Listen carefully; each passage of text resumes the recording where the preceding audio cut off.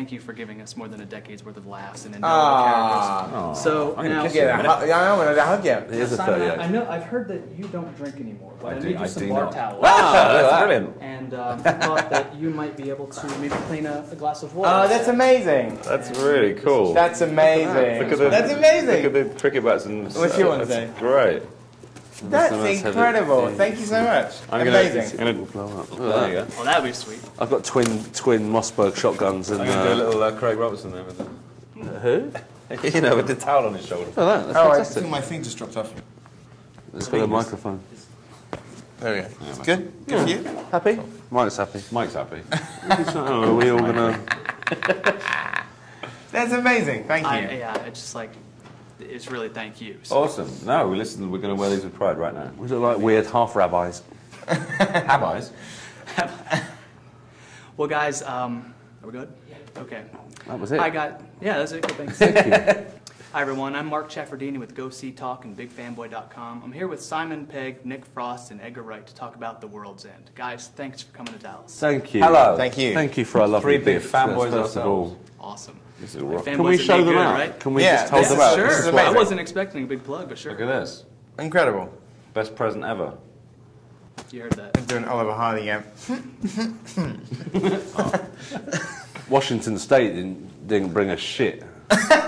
So already I'm loving Texas. That's good. I'm curious.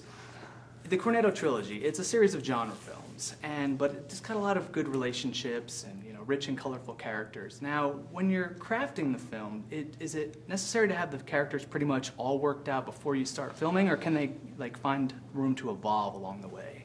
I think we know where we want the characters to go. I mean, like you said, the three movies, we sort of see them as like, we've made a zombie movie, a cop movie, and this is a sci-fi movie, but they're all like these sort of Trojan horses to do these films about relationships and friendship and, in different forms. And in this one, we knew that we wanted a character that Simon's plays is a man who desperately wants to be 18 again and is going to be forcibly corral like his friends to go back to their hometown.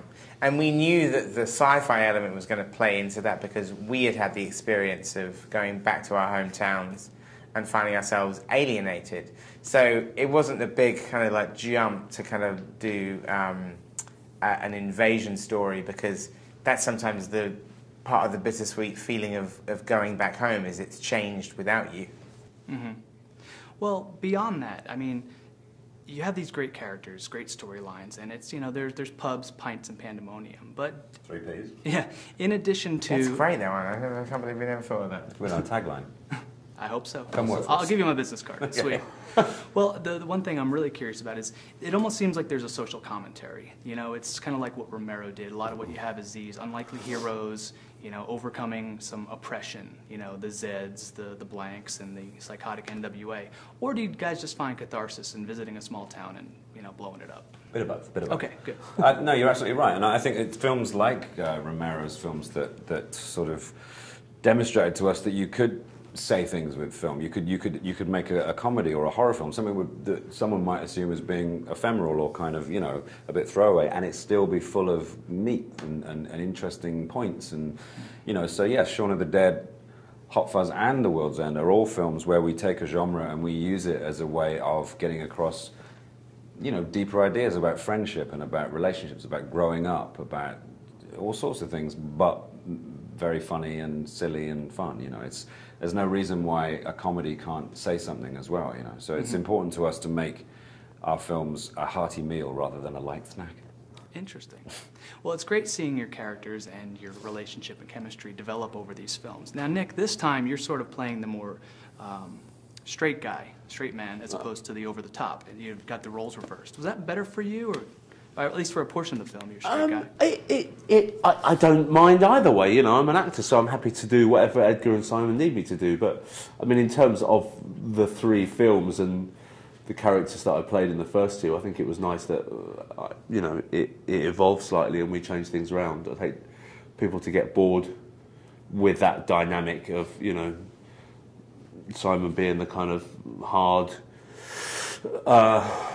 clever centre to it, and me being someone who revolves around him throwing in an odd kind of dumb aside, you know. That's not what you did in the first two, though. No, but I mean that's what Ed is, isn't he? He's not the, you know, he's not very focused. He's very, you know. I think this is kind of more like me a little bit as a person to a certain point. But I think that, you know, we kind of have both been Ed and Sean at points, and sometimes, you know, I was Sean and he was Ed, and vice versa. You know, I think we've been a little bit of everything we've played, but in terms of, you know, being a chance to be a hard ass and to kind of, you know, have a fight and do these amazing fight choreographies, it was great.